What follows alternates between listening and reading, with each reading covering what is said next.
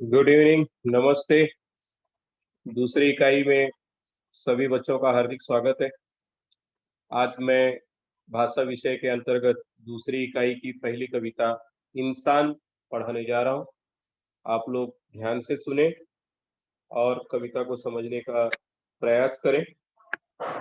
कविता है इंसान। जैसा कि नाम से ही हमें अनुभूति होती है कि यहाँ पर इंसान के बारे में कुछ कवि ने जरूर कहा होगा। तो देखते हैं इस कविता में क्या है। इंसान कविता के कवि हैं रमानाथ अवस्थी जी। सबसे पहले मैं रमानाथ अवस्थी जी का परिचय दे दूं। उनका जन्म 1926 फतेहपुर उत्तर प्रदेश में हुआ और मृत्यु सन 2002 में। अवस्थी जी ने आकाशवाणी में प्रोड्यूसर के रूप में कई वर्षों तक काम किया। आकाशवाणी रेडियो हम लोग सुनते हैं, इसमें एक प्रोड्यूसर के तौर पर उन्होंने कई वर्षों तक कार्य किया है। आप लोकप्रिय मधुर गीतकार थे, बहुत ही अच्छे मधुर गीतकार के रूप में इन्हें जाना जाता है। आपको उत्तर प्रदेश सरकार ने पुरस्कृत किया। इनके प्रमुख कृतियां रही हैं सुमन, सौरभ, आग और पराग, राख और सहनाई, बंद न करना द्वार आदि। इस तरह से हम कवि रामानाथ अवस्थी जी से परिचित हुए। अब इस पद्य में कवि ने क्या कहा है, इस कविता के माध्यम से कवि हमें क्या संदेश देना चाहते हैं, इसको देखते हैं। प्रस्तुत नवगीत में रमानाथ अवस्थी जी का कहना है कि प्रत्येक इंसान को फूल की तरह अपने अच्छे कर्मों की खुशबू समाज में फैलानी चाहिए। आपने सभी को दीपक की तरह अज्ञान के अंधकार को दूर करने, चंद्रमा की तरह दूसरों के दुख ताप को हरने, बादलों की तरह प्यासों की प्यास बुझाने के लिए प्रेरित किया। यहाँ पर कवि ने अनेक उदाहरण के माध्यम से मनुष्य को अच्छे कर्मों के लिए प्रेरित किया है, जिसमें फूल, दीपक, चंद्रमा, बादल, इन सब चीजों के उदाहरण के माध्यम से हमें किस तरह से इंसान बनना है उसके बारे में कवि प्रेरित करते हैं। इनके उदाहरण के माध्यम से हम देखते हैं कविता में क्या है। मैंने तोड़ा फूल, किसी ने कहा फूल और मरो सदा इंसान। मैंने तोड़ा फूल, किसी ने कहा फूल की तरह जियो और मरो सदा इंसान। मैंने एक फूल तोड़ा, यहाँ पर एक सुंदर सा गुलाब का पुष्प दिखाई दे रहा है चित्र में। मैंने तोड़ा फूल, किसी ने कहा फूल की तरह जियो और मरो सदा इंसान। मैंने एक फूल तोड़ा तो किसी ने मुझे कहा कि जिस तरह से यह सुंदर सा फूल है, अपनी खुशबू इस बगिया में बिखेर रहा है, अपना सौंदर्य इस बगीचे में बिखेर रहा है, उसी तरह से फूल की तरह जियो। भले हमारी आयु थोड़ी ही हो, कम ही हो, लेकिन हमें एक अच्छे इंसान के रूप में फूल से हमें यह प्रेरणा लेनी चाहिए।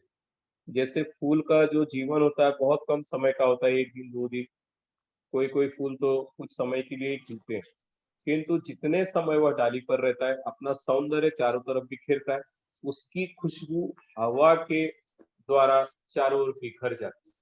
तो इस तरह से मनुष्य को फूल की तरह जीना और मरना चाहिए। भूल कर वसुधा का श्रृंगार, सेज पर सोया जब संसार, दीप कुछ कहे बिना ही जला, रात भर सम पी पी कर पला। भूल कर वसुधा का श्रृंगार, वसुधा का अर्थ होता है पृथ्वी, धरा, धरती। भूल कर वसुधा का श्रृंगार, सेज पर सोया जब संसार। जब इस पृथ्वी के श्रृंगार को, सौंदर्य को भूल करके हर व्यक्ति, सेज मतलब बिस्तर, हर व्यक्ति जब संसार में सोया है, अर्थात जब रात का समय आता है, तो हर व्यक्ति अपने सभी कामों को छोड़ करके सोने चले जाता है, सेज पर अपने बिस्तर पर सो जाता है। जब यह संसार सो रहा है, इस वसुधा की, इस धरती के श्रृंगार को भूल करके, उस समय दीपक, दीप कुछ कहे बिना ही जला, रात भर तम पी पी कर पला। उस समय जो दीपक है, उस धरती को, इस धरती को, इस अंधकारमय धरती को प्रकाश देने का कार्य करता है। दीप कुछ कहे बिना ही जला, वह किसी से कुछ कहता नहीं, शांतिपूर्ण तरीके से वह चुपचाप अपना कार्य करते रहता है। तम का अर्थ होता है यहाँ पर अंधेरा। तो रात भर दीपक जलता है, अंधेरे को दूर भगाने का काम करता है। तो यहाँ पर तम, तम का अर्थ है अंधेरा। तो इस तरह से हम देखते हैं कि दीपक भी अपना जो कार्य है वह चुपचाप करता है, बिना किसी को डिस्टर्ब किए, बिना किसी से कुछ कहे। वह रात भर जल करके, स्वयं जल करके इस संसार को प्रकाशवान करने का कार्य करते रहता है। दीप को देख भर गए नयन उसी क्षण, जैसे ही मैंने दीप को देखा, कवि कहते हैं कि जैसे उसने दीप को देखा, भर गए नयन उसी क्षण। नयन का अर्थ आँखें हैं, वैसे ही उसकी आँखें उसी क्षण भर गईं। बुझा दिया जब दीप किसी ने कहा, दीप की तरह जलो, तम तुम हरो सदा इंसान। तम का अर्थ मैंने पहले ही बताया, अंधेरा है। कि दीप को देख भर गए नयन।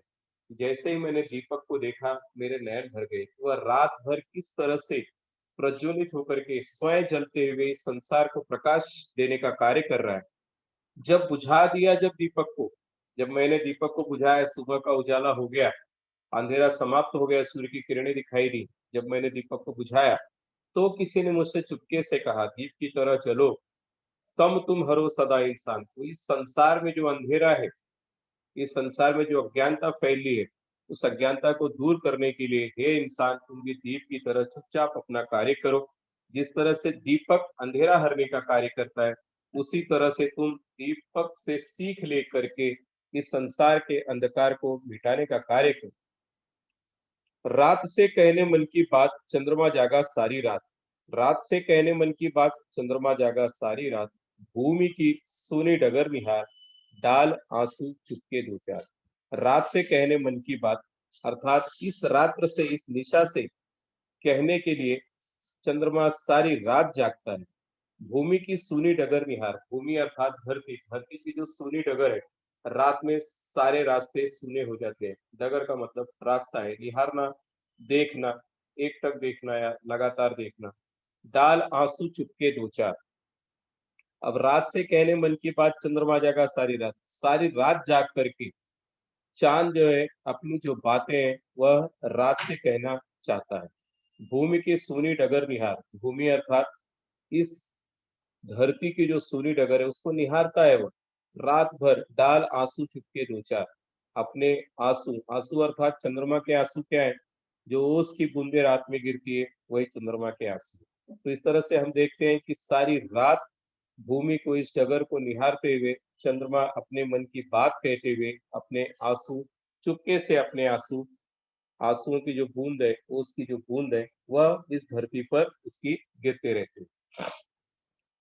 डूबने लगे नखत बेहाल उसी क्षण, छिपा गगन में चांद, किसी ने कहा चांद की तरह, जलन तुम हरो सदा इंसान। डूबने लगे नखत बेहाल, नखत का अर्थ होता है नक्षत्र। जैसे ही रात, निशा का समय खत्म होता है, उसी क्षण जो भी नक्षत्र हैं, जो भी तारे हैं, वह अब डूबने लगे। अब सुबह का उजाला होने लगा है। छिपा गगन में चांद, अब चांद आकाश में, आसमान में, गगन अर्थात आसमान। छिपा गगन में चांद, किसी ने कहा चांद की तरह, जलन तुम हरो सदा इंसान। अब चांद, जो दिन का समय है, जो होने लगा है, उजियाला होने लगा है, अंधेरा अब छट चुका है, चांद भी अब गगन के बीच अपने आप को छुपा रहा है। जैसे सूर्य की रोशनी आना शुरू हो जाती है, वैसे ही चांद आकाश में छुप जाता है। तो किसी ने कहा जिस तरह से चांद ने रात भर तम तो समाप्त हुआ ही, उसी के साथ साथ जलन, जो दिन भर की गर्मी की तपन थी, उसको खत्म करने का काम किया। जलन तुम हरो सदा इंसान। तो मैंने कहा कि चंद्रमा के जो आंसू हैं, वह ओस की बूंदें हैं। ओस की बूंदों से धरती ठंडी हो जाती है। उसी तरह से चांद की तरह जियो। अब यहाँ पर कवि कहते हैं कि जिस तरह से चांद ने पूरी रात शीतलता दी, पूरी रात प्रकाशमान किया इस धरती को, उसी तरह से तुम भी लोगों की जलन हरो।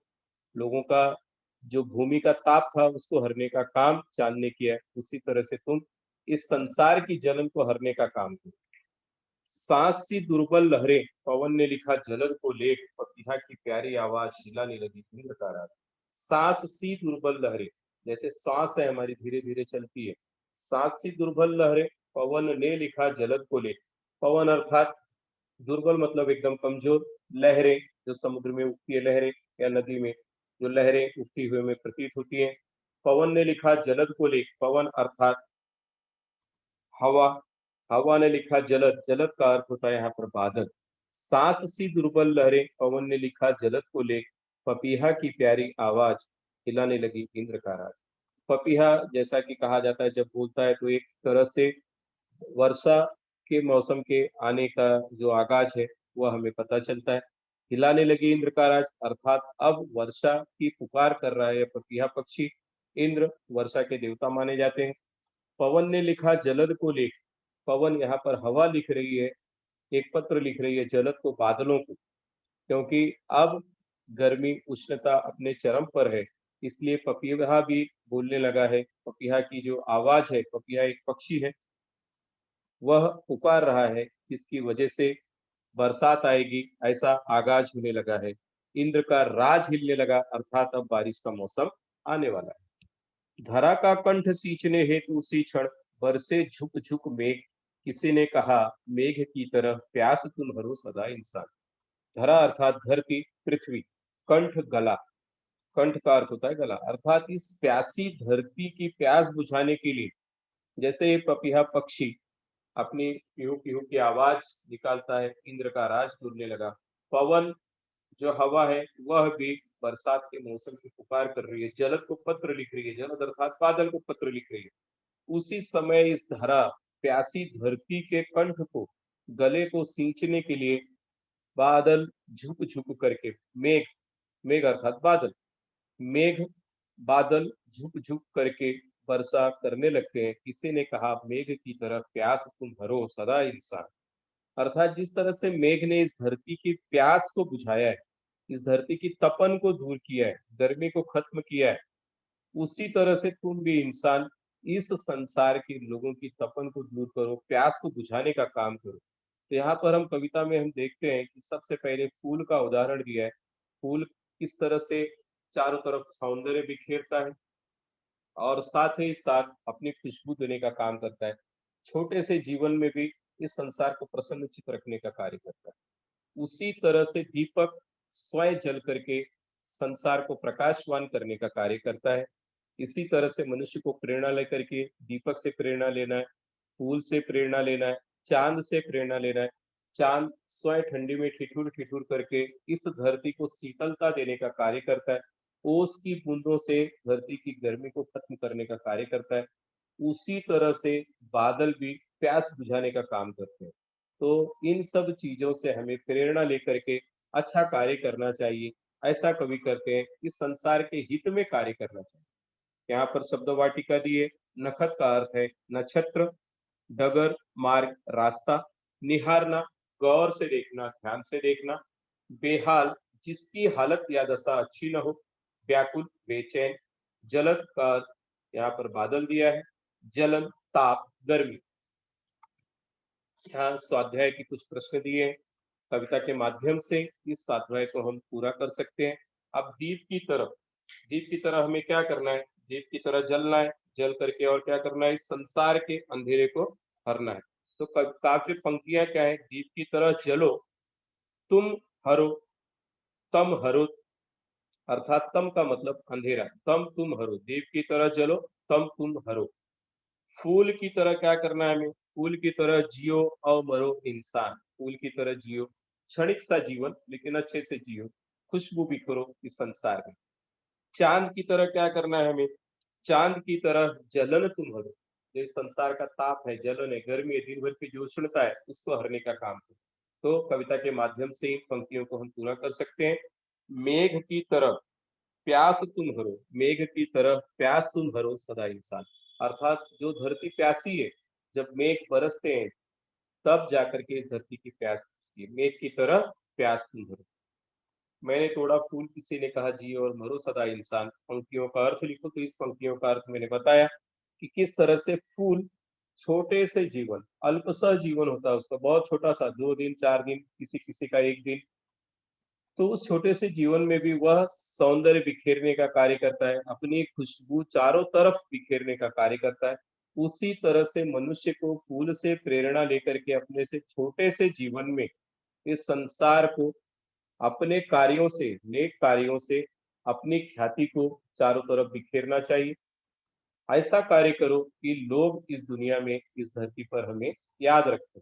तो यहाँ पर मैंने तोड़ा फूल किसी ने कहा जियो और मरो, फूल की तरह जियो और मरो सदा इंसान, इन पंक्तियों का अर्थ हमें मिलता है। कविता में इस अर्थ में आए शब्द लिखो। अब यहाँ पर धरती दिया है, धरती के कई अर्थ है, धरती, धरा, वसुधा, ऐसे अनेक अर्थ यहाँ पर दिए, धरती, धरा, वसुधा, ये अर्थ हम लिख सकते हैं। आकाश, वैसे अर्थ आकाश का इस कविता में गगन दिया है। गगन एक शब्द आया है, छिपा गगन में चांद, चांद मतलब चंद्रमा, कहाँ पर छिपा है? गगन में। गगन का अर्थ है आकाश। तो यहाँ पर कविता में जो आया है उसी शब्द को कविता से ढूंढ करके लिखना है, समानार्थी शब्द को। तो आकाश का गगन। अंधियारा, तम, तम का अर्थ होता है अंधियारा।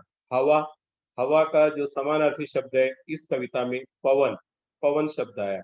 पृथ्वी, धरा, धरा वसुधा।